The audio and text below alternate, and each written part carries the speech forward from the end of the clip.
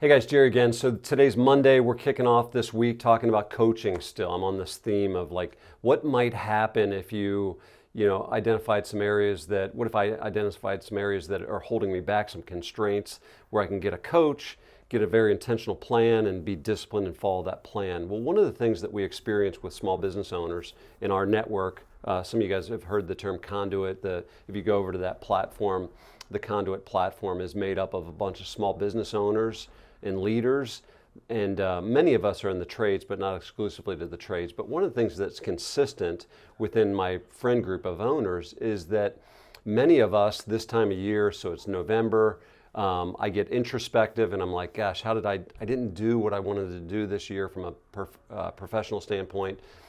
And so I kind of audit myself and I beat myself up a little bit. I'm like, dang it, again, this year I didn't accomplish what I wanted to accomplish. And I start thinking in December about, in this case, 2022, the future. And I start to get super fired up, be like, gosh, maybe 2022 is my year.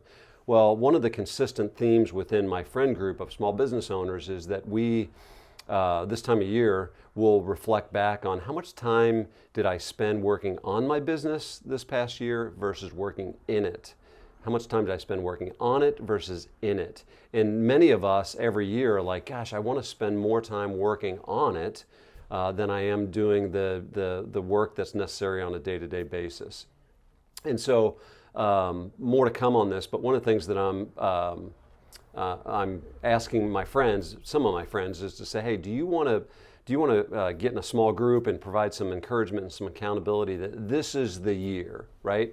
2022 is the year that we move the dial 15 to 25%. So whatever the percentage of time that you're working on it versus in it, what if 2022 was the year that you're like, you know what, I'm going to get in a group and get some accountability and some coaching and some training and some intentionality and some discipline, and I'm going to move that dial a little bit from 15 to 25%.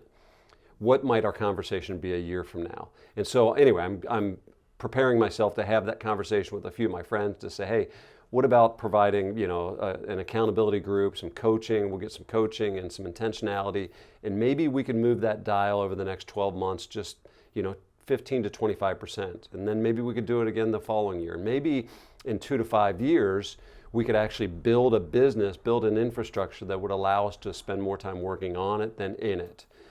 So more to come on that, but I'm excited this week to really focus on like what areas in our personal and professional life might we need coaching. So last week I talked about my some physical training with Aaron, and this week every day I'm going to get into some very specific training. But why train? Why get a coach? For many of us as small business owners is to actually, to build a business that we can spend more time working on it than in it. So more to come on this topic.